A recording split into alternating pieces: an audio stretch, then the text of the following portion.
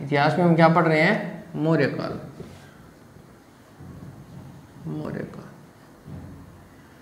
मौर्य काल में हमने जाना कि मौर्य काल जो बना, कैसे बना, इसके साहित्यिक स्रोत कहाँ हैं, इसकी जानकारी कहाँ मिलती है, इसके पुरातात्विक स्रोत कहाँ हैं, कौन कौन सी जगह से मिले हैं, ट्रिक के माध्यम से आपको करवाया था, जो पिछली कक्षा में आप देख सकते हैं। आज हम पढ़ेंगे इसके प्रमुख शासक कौन कौन हुए। तो अगर पहले शासक की बात करें तो पहला शासक था चंद्रगुप्त, प्रथम शासक चंद्रगुप्त मौर्य। ठीक है, चंद्रगुप्त मौर्य का जो समय काल है वो है आपका 322 से 298 ईसा पूर्व, यानी पीछे चलेगा। ये ईसा पूर्व है ना, इसका अर्थ पीछे चलेगा। ठीक है, तो चंद्रगुप्त मौर्य का जो शासन काल था वो था 322 से 298 ईसा पूर्व। ठीक है, अब आपको पूछ सकते हैं, तो यहीं से प्रश्न बन जाएगा, भारत का प्रथम ऐतिहासिक शासक। ऐतिहासिक शासक का अर्थ क्या है? इतिहास किसको मानता है? इतिहास मानता है प्रमाण को, ऐतिहासिक शासक। अगर मैं चंद्रगुप्त मौर्य को शॉर्ट में लिखना चाहूँ तो सीएम लिख दूँ। ठीक है, प्रथम ऐतिहासिक शासक क्यों? कि ऐतिहासिक शासक का अर्थ है कि इसकी तिथि उपलब्ध है, ऐसा शासक जिसके शासन की क्या है? तिथि उपलब्ध है। परंतु चंद्रगुप्त मौर्य के प्रारंभिक जीवन की कोई जानकारी नहीं मिलती है, प्रारंभिक जीवन की कोई खास जानकारी नहीं मिलती, जीवन की कोई जानकारी नहीं है कि क्या था क्या नहीं था, कोई जानकारी नहीं है। समझ में आ गई बात? ऐतिहासिक जानकारी तो है कि चंद्रगुप्त मौर्य ऐसा शासक हुआ था, इसके सन भी मिलते हैं, कैसे राज किया था, कैसे किया था, कब युद्ध लड़ा था, सारी चीजें। इसीलिए पहला प्रथम ऐतिहासिक शासक है ये। बात करें प्रारंभिक जीवन की, कोई जानकारी नहीं है। अगर बात करें दीपदान और महावंश की, ये ग्रंथ है, दीपदान और महावंश के अनुसार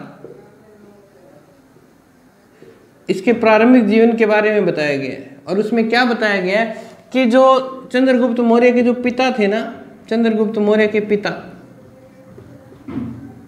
ठीक है, और मैंने आपको पहले भी बताया था कि पुराने समय में, प्राचीन काल में मौर्य जनपद होता था, मौर्य जनपद। तो इसमें यह बताया गया है कि चंद्रगुप्त मौर्य के जो पिता थे वो मौर्य जनपद के क्या थे? शासक थे। ठीक है, और मौर्य जन के जब शासक थे तो उस पर कौन आक्रमण करता है? गणानंद क्या करता है? आक्रमण करता है। गणानंद क्या कर देता है? आक्रमण कर देता है, और मौर्य जनपद को क्या कर लेता है? जीत लेता है। अब जीत लेता है तो क्या होता है? पिता की मृत्यु हो जाती है, गणानंद युद्ध में उसे मार देता है, और जो सीएम की माता थी, सीएम यानी चंद्रगुप्त मौर्य की माता जंगल में भाग जाती है। कहाँ भाग जाती है? जंगल में भाग जाती है। ठीक है, और जंगल में भागने के बाद जब जंगल में पहुंचती है तो जंगल में पहुंचते ही वो अंतिम समय में होती है, और वहां पर उसे गोपालक मिलता है। गोपालक कौन होता है? पशुओं को चराने वाला। और वो गोपालक को अपना पुत्र चंद्रगुप्त मौर्य को सौंप देती है, और वहीं उसकी क्या हो जाती है? माता की क्या हो जाती है? मृत्यु हो जाती है। माता की क्या होती है? मृत्यु। और ये गोपालक कुछ समय के बाद चंद्रगुप्त मौर्य को एक शिकारी को बेच देता है। एक शिकारी को क्या कर देता है? बेच देता है। चंद्रगुप्त मौर्य को शिकारी को बेच देता है। और इस शिकारी से कौन खरीदता है? इस शिकारी से खरीदता है कौन? चाणक्य। दोबारा बता रहा हूं, इसकी प्रारंभ जीवन की कोई जानकारी नहीं है, परंतु दो ग्रंथ हैं, दीपदान और महावंश, यानी जनश्रुति बोल सकते हैं। इनके अनुसार चंद्रगुप्त मौर्य के जो पिता थे वो मौर्य जनपद के क्या थे? राजा थे।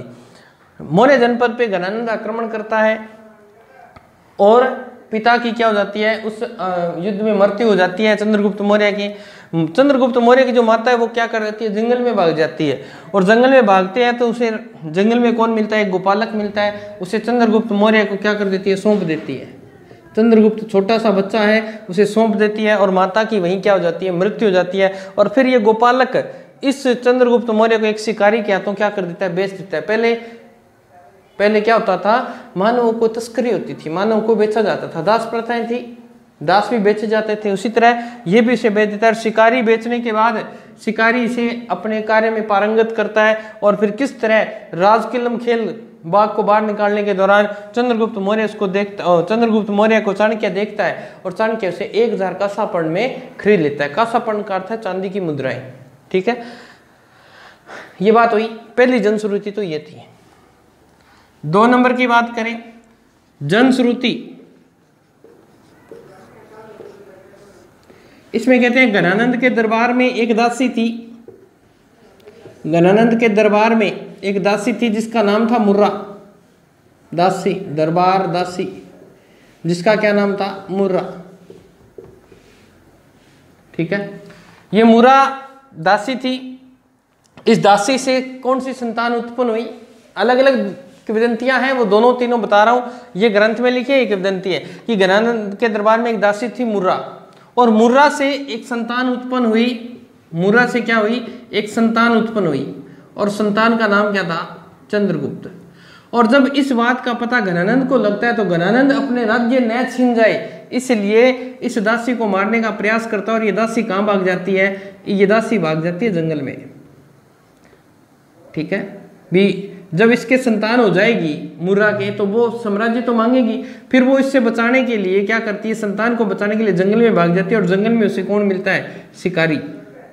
वो अपनी संतान शिकारी को सौंप देती है और अपने प्राणों का त्याग कर देती है। जंगल में उसकी क्या हो जाती है, मृत्यु। एक कथा ये भी मिलती है, दंत कथाएं है। ठीक है, तो ये 2 हैं प्रारंभिक जीवन के बारे में। फिर अगर बात करें चंद्रगुप्त मौर्य की, कि चंद्रगुप्त मौर्य को यूनानी इतिहासकारों ने क्या क्या नाम कहा है, तो ध्यान रखना पेपर में यहीं से प्रश्न आता है। यूनानी इतिहासकार क्या कहते हैं, इतिहासकार, तो देखिए 2-3 नाम हैं। जैसे अगर पहले की बात करें, एक तो है स्ट्रेबो, यूनानी इतिहासकार स्ट्रेबो, और उसके बाद में है आपका जस्टिन, फिर आपका एरियन। ये 3 इतिहासकार चंद्रगुप्त मौर्य को एक नाम देते हैं जो नाम है सेंड्रोकोटस। मैं इसका अर्थ भी बताऊंगा कि यूनानी भाषा में इसका अर्थ क्या है। पहले अपन बात कर लेते हैं, स्ट्रेबो, जस्टिन और एरियन इसे क्या कहते हैं, सेंड्रोकोटस कहते हैं। फिर अगर बात करें 2 नंबर की, एक यूनानी विद्वान है जिसका नाम है फिलिपर्स।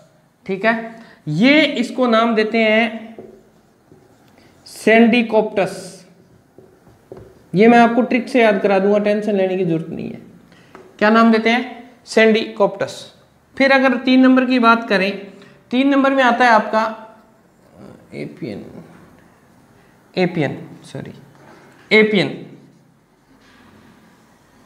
ठीक है, एपियन और प्लूटार्क 2 नाम हैं।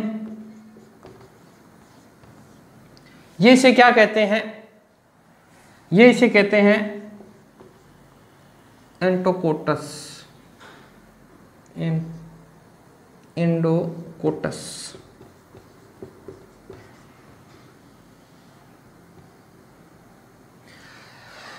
ध्यान रखना है, यूनानी इतिहासकार चंद्रगुप्त मौर्य को क्या क्या नाम देते हैं, तो देखिए पहला नाम दिया गया है स्ट्रेबो, जस्टिन, एरियन, इसे सेंड्रोकोटस का है। अब इन तीनों शब्दों का यूनान भाषा में क्या अर्थ है, इनका अर्थ है निम्न कुल में पैदा होने वाला, निम्न कुल में पैदा होने वाला, यानी नीची जाति में पैदा होने वाला।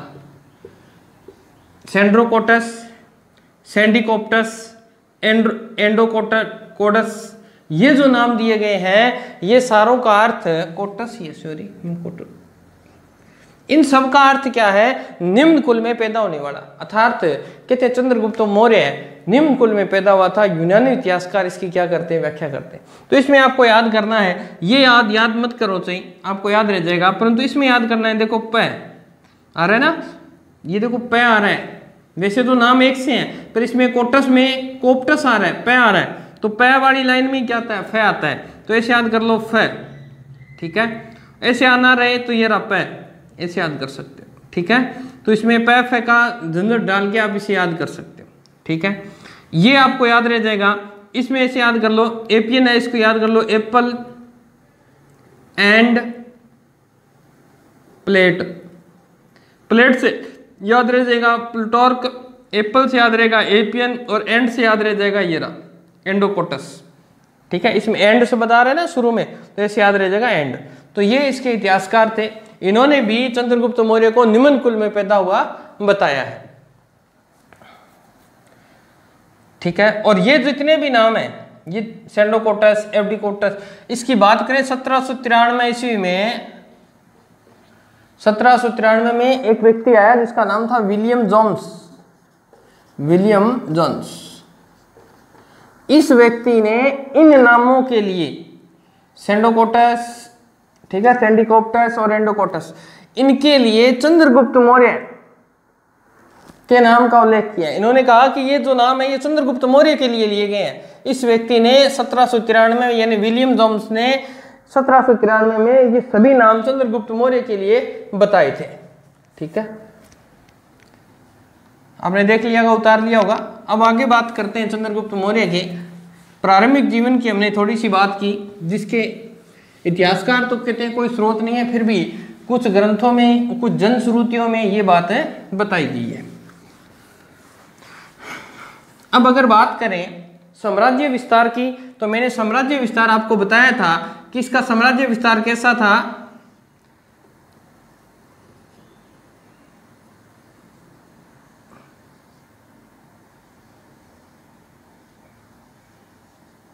ठीक है, यही था। यहां पर क्या था, पंजाब, पंजाब तक इसका साम्राज्य विस्तार था। इधर बात करें नेपाल तक की, नेपाल में भी इसने नेपाल विजय की थी। यहां की अगर बात करें मगध, ठीक है, मगध के बाद की बात करें यहां तक शिला, ये इसका फुल साम्राज्य विस्तार था, ठीक है। उसके बाद की बात करें यहां काबुल कंधार, हिंदुकुश पर्वत, ठीक है ना, काबुल कंधार हिंदुकुश पर्वत तक को जीत लिया था इसने। गुजरात की बात करें तो यहां गिरनार, ठीक है। और अगर दक्षिण भाग की बात करें तो यहां श्रवणबेलगोला, ये कर्नाटक में पड़ता है, ठीक है ना, कर्नाटक। तो यहां तक अगर बात करें तो इस तरह पूरे भारत के अंदर चंद्रगुप्त मौर्य का क्या था, साम्राज्य का विस्तार था। और अब ये साम्राज्य विस्तार था तो चंद्रगुप्त मौर्य ने कितनी सेना रखी होगी, क्योंकि शुरू में जब वो मगध पर आक्रमण करते हैं तो एक मुद्रा राक्षस से क्या हो रहे थे, पराजित हो रहे थे। फिर ऐसा क्या किया चंद्रगुप्त मौर्य और चाणक्य ने, तो इन्होंने सबसे पहले पंजाब और नेपाल पे विजय की, वहां के सैनिकों को इकट्ठा किया और धीरे धीरे इन्होंने मगध, पाटलिपुत्र, इनको क्या कर लिया, अधिकार क्षेत्र में ले लिया था। और अब उसके पास सेना की जो संख्या थी वो हो गई थी कितनी, 6 लाख। तो ध्यान रखना कि चंद्रगुप्त मौर्य के पास कितनी सेना थी, 6 लाख। इस बात का पुष्टि कौन करते हैं, वही सेम स्ट्रेबो व जस्टिन इस बात की पुष्टि करते हैं कि चंद्रगुप्त मौर्य के पास 6 लाख की सेना थी, जिसने संपूर्ण भारत को क्या कर लिया था, विजित कर लिया था 6 लाख की सेना के साथ। ये बात कौन कहते हैं, स्ट्रेबो व जस्टिन कहते हैं, ठीक है। और जस्टिन एक बात और कहते हैं, जस्टिन एक बात और कहते हैं कि चंद्रगुप्त मौर्य की जो सेना थी, चंद्रगुप्त मौर्य की सेना डाकुओं का गिरोह थी, डाकुओं का गिरोह है, आप कह सकते हो चोरों का गिरोह है, चोरों का गिरोह है। ये बात किसने कही है, ये बात जस्टिन ने कही है कि चंद्रगुप्त मौर्य की जो सेना थी वो डाकुओं का गिरोह थी। कैसे कि ये सेना जहां जाती थी मार पीट करती थी, जो सामान नहीं मिलता था वो छीन लाती थी।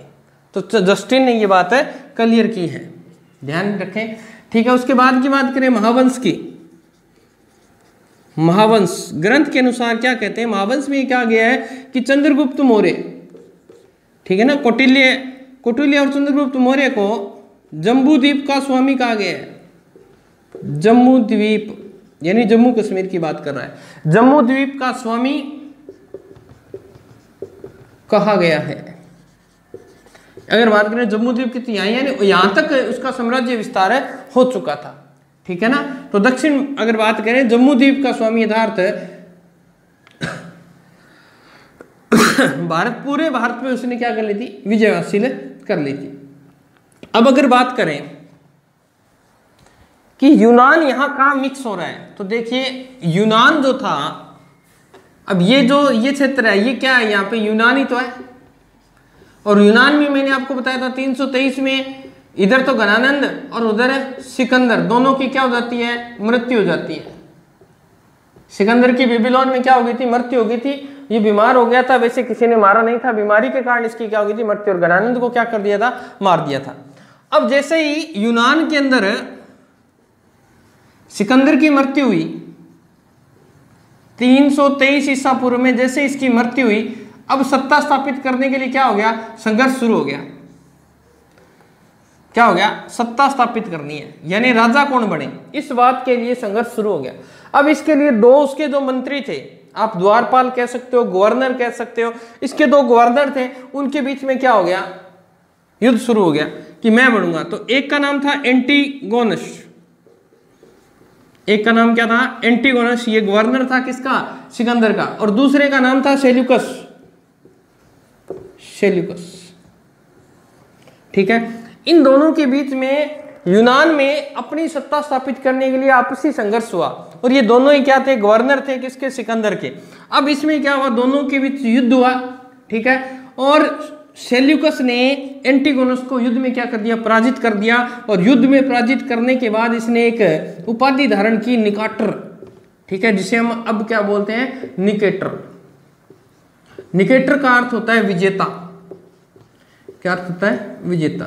इसीलिए सेल्यूकस का जैसे ही नाम आता है हमारे मुंह से निकलता है सेल्यूकस निकेटर। निकेटर उसकी क्या थी, उपाधि थी, और कब धारण की थी, इसने एंटीगोनस को पराजित कर निकेटर की उपाधि धारण की थी, ठीक है। तो इतनी बात समझ में आ गई, यूनान के अंदर ये हुआ था। अब जैसे ही वो इसने एंटीगोनस को पराजित किया, तो उसके साम्राज्य विस्तार की क्या हो गई, अब सीमा हो गई। अब उसने क्या किया, उसने ये चाहने लग गया कि चंद्रगुप्त मौर्य पर भी क्या किया जाए, आक्रमण किया जाए, क्योंकि उसे जो जीत मिली उससे उसका क्या हो गया, जोश बढ़ गया। अब वो सोचने लगा कि मैं तो अब भारत पर भी क्या कर लूं, अधिकार कर लूं। तो 323 ईसा पूर्व में सेल्यूकस किस पे आक्रमण कर देता है, चंद्रगुप्त मौर्य पर आक्रमण करता है, यानी यहां से क्या करता है, आक्रमण करता है, ठीक है।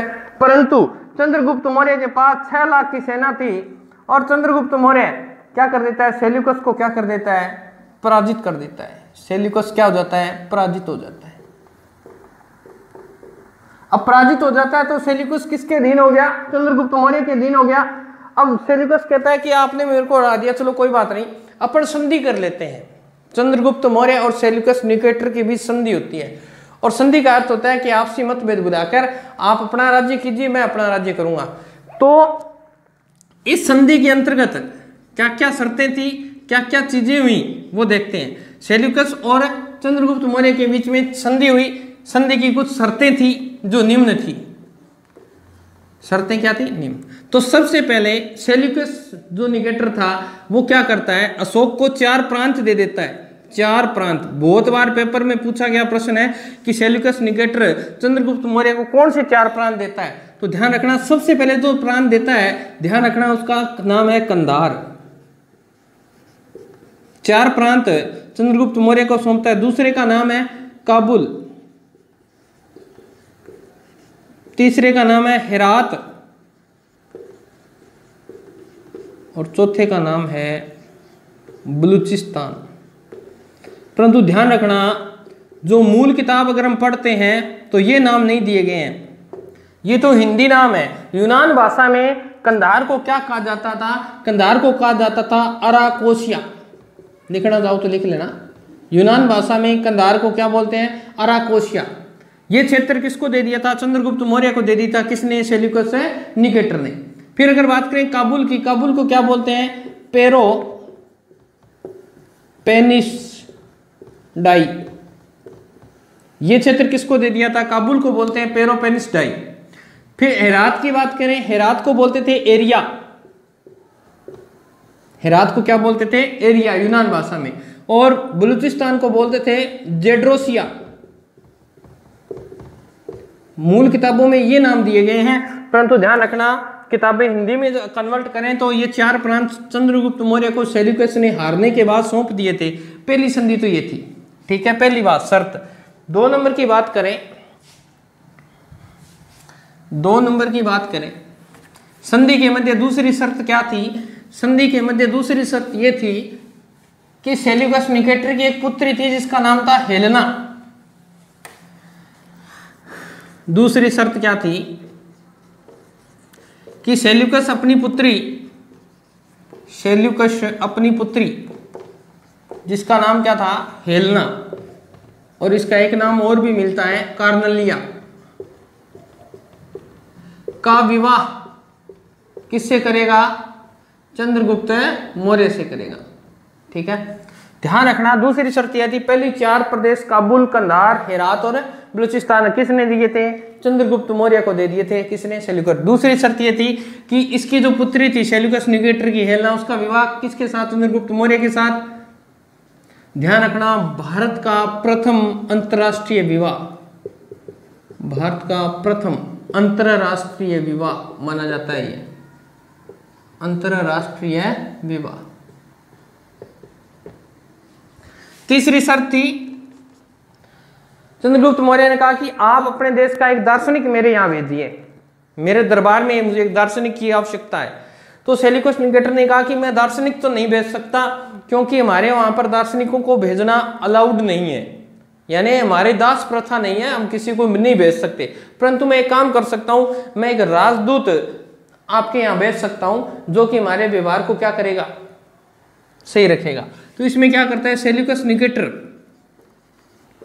सेल्यूकस अपने राजदूत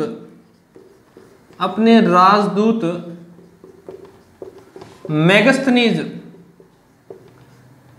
को किसके दरबार में भेजता है? सीएम के दरबार में भेजता है, ठीक है। तीसरी शर्त, इसी ने क्या लिखी थी? इंडिका लिखी थी, जिसका विवरण डिटेल में आपको पीछे करवा चुका हूं, ठीक है।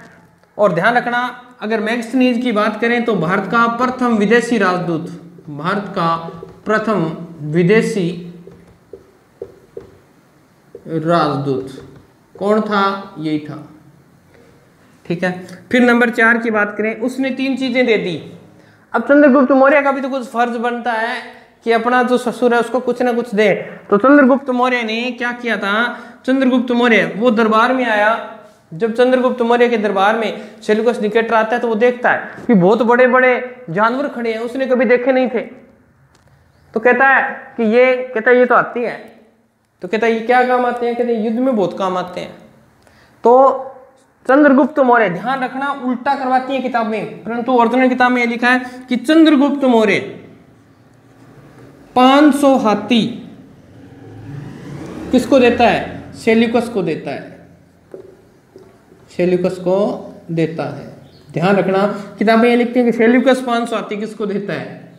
चंद्रगुप्त मौर्य को। नहीं, ऐसा नहीं है। चंद्रगुप्त मौर्य किसको देता है? सेल्यूकस निकेटर को 500 हाथी देता है, ठीक है। ये 4 शर्तें थी। उसके बाद की बात करें चंद्रगुप्त मौर्य, इरेज कर देता हूं, ये 4 शर्तें हो गई। वो हाथी लेके चला गया, इधर इसका विवाह हो गया। अब क्या करें? अब काम रह गया जनता पर ध्यान देना। चंद्रगुप्त मौर्य का क्या काम रह गया? पूरा भारत इसके अधीन था। अब चंद्रगुप्त मौर्य क्या करेगा? जनता के अच्छे अच्छे काम करेगा, ठीक है। तो चंद्रगुप्त मौर्य पुष्यदंत, ठीक है ना, सॉरी पुष्यदंत नहीं, पुष्पगुप्त वैश्य, चंद्रगुप्त और पुष्पगुप्त वैश्य, ये कौन था? ध्यान रखना ये सौराष्ट्र का क्या था? गवर्नर था। अब सौराष्ट्र गवर्नर, सौराष्ट्र क्या है? तो ध्यान रखना सौराष्ट्र को बोलते हैं गुजरात और महाराष्ट्र का मिला जुला जो क्षेत्र था उसे क्या बोलते थे? सौराष्ट्र बोलते थे। तो ध्यान रखना सौराष्ट्र गुजरात और महाराष्ट्र का मिला जुला जो क्षेत्र था, बाद में बने गुजरात महाराष्ट्र, पहले एक ही था। इस क्षेत्र को क्या बोलते थे? सौराष्ट्र बोलते थे। इसका गवर्नर कौन था? पुष्यगुप्त वैश्य था। इसको आदेश दिया कि सिंचाई कि लोग क्या करें, सिंचाई खेतीबाड़ी करते हैं, सिंचाई हेतु एक झील का निर्माण करवाया और जिस झील का नाम क्या है, सुदर्शन झील। तो बहुत बार पेपर में पूछता है कि सुदर्शन झील का निर्माण किसके समय काल में हुआ, तो चंद्रगुप्त मौर्य के काल में हुआ। किसने करवाया, पुष्यगुप्त वैश्य ने करवाया था। ये कहाँ का गवर्नर था, तो ये सौराष्ट्र का था। और सौराष्ट्र किसको बोलते हैं, गुजरात और ठीक है। फिर अगर बात करें कि चंद्रगुप्त मौर्य के शासनकाल में और चीजें क्या हुई, तो ध्यान रखना 312 ईसा पूर्व में, ठीक है, मगध पर भयंकर अकाल पड़ा था। भयंकर अकाल पड़ा और कितने साल के लिए पड़ा था, ये 12 वर्ष के लिए पड़ा था। कितने, 12 वर्ष के लिए अकाल पड़ा था। जब ये अकाल पड़ा था तो उस समय मगध के अंदर 2 जैन मुनि थे। ध्यान रखना, ये भी प्रश्न पूछ लेता है। जैन मुनि थे, कौन कौन से थे, एक का नाम था भद्रबाहु, एक का नाम था स्थूलभद्र। भद्रबाहु, एक जैन मुनि था भद्रबाहु, दूसरा था स्थूलभद्र। जब अकाल पड़ा, खाने के लिए कुछ नहीं रहा, तो ये भद्रबाहु अपने शिष्यों को लेकर कहां चला गया था, दक्षिणी भारत चला गया था। कहां चला गया, दक्षिणी भारत चला गया। परंतु अब स्थूल जो भद्र था, जैन मुनि था, मुनियों का काम होता है जनता की सेवा करना। जैन स्थूलभद्र कहीं नहीं गया, ये कहाँ रहा, ये मगध में रहा और लोगों की क्या करता रहा, सहायता करता रहा, उनका हौसला बढ़ाता रहा। तो ये कहाँ रहा था, मगध में ही रहा था जब भयंकर अकाल पड़ा था। और स्थूलभद्र ये कहाँ रहा,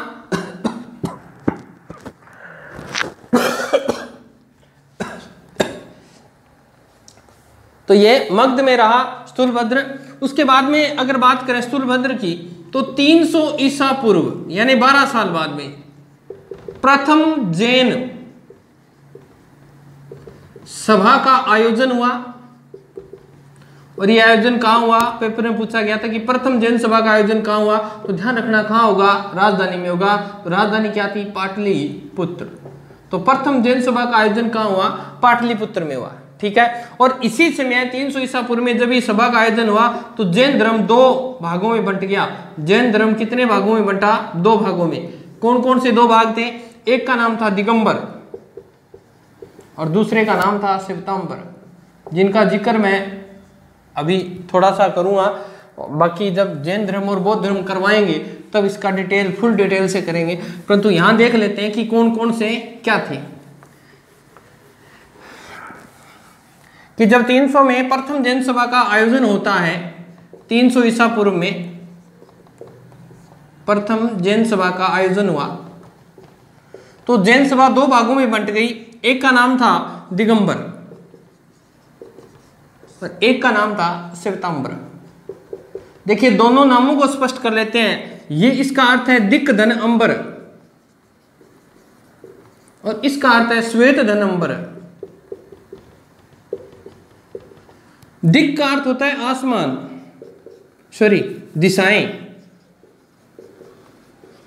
दिशाएं। अंबर का अर्थ होता है आसमान।